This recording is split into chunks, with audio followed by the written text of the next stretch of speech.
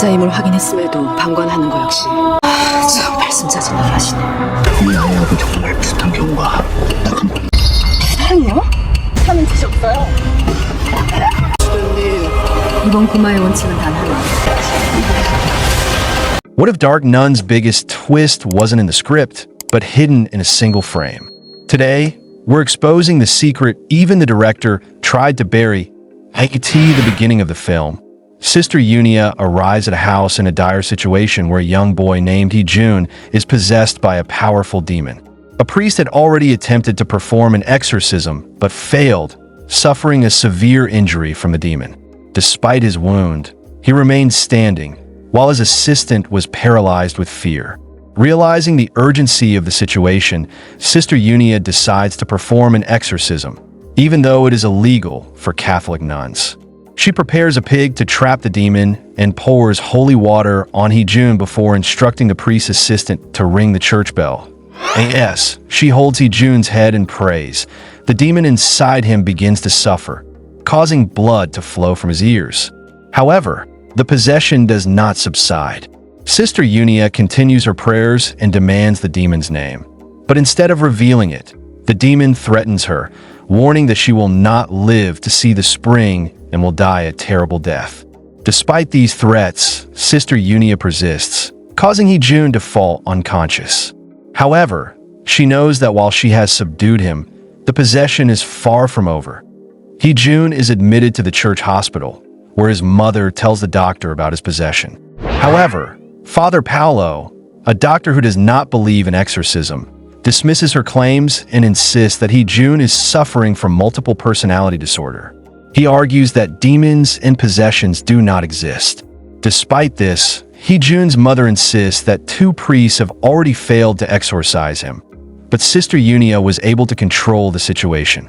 Father Paolo is shocked to hear that a nun performed an exorcism, as it is strictly forbidden as a result. Sister Junia is summoned by the church management to explain her actions.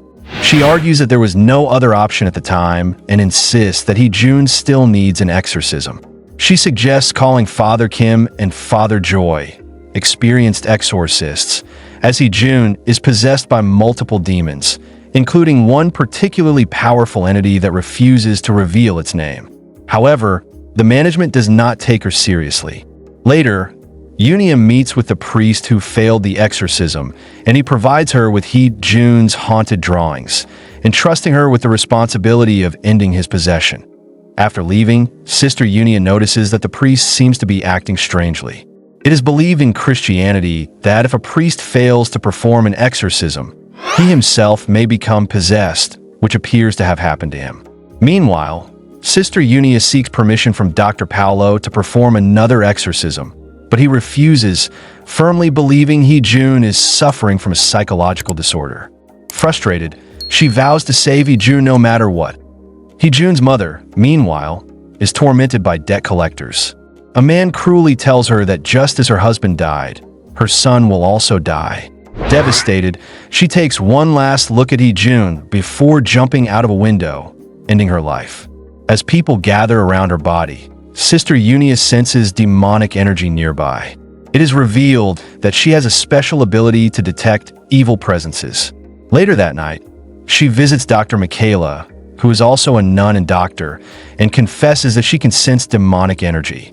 She believes that Michaela, like herself, is a demon spawn, a child born to a possessed mother, inheriting supernatural abilities. The next day, Sister Junia convinces Dr. Michaela to help perform an exorcism. They take Hye-jun to a shaman, a former nun who embraced her demon spawn heritage. The ritual involves immersing Hye-jun in water and sacrificing animals to trap the demons inside them. However, the demons are too powerful and turn the exorcism against them, killing all the animals. Defeated, they return home. The shaman senses that Sister Junia is ill and warns her to take care of herself. It is later revealed that Junia has cancer and does not have much time left. Back at the hospital, Dr. Paolo is furious when he discovers that Michaela and Junia took Hye-jun for an exorcism without his consent.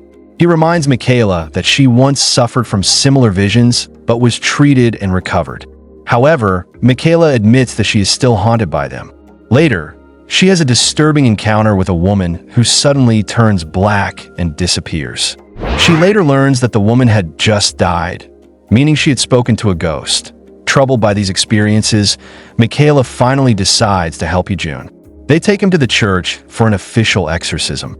Sister Junia begins the ritual by pouring holy water on Hye-jun, but the demon retaliates, violently attacking her and Dr. Paolo. Desperate, Michaela strikes Hye-jun with a chair, briefly subduing the demon.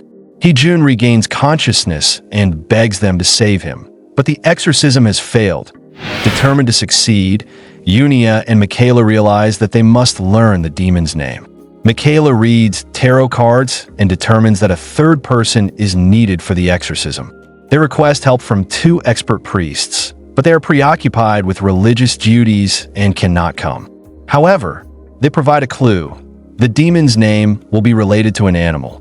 Michaela also mentions that they will need the key of heaven for the exorcism, but obtaining it is difficult.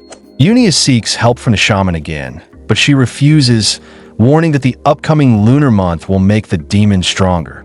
Despite opposition, the church grants Sister Junia permission to perform an exorcism, but only if Dr. Paolo accompanies her. Junia protests, knowing that he does not believe in exorcism, but she has no choice. They are also denied access to the key of heaven.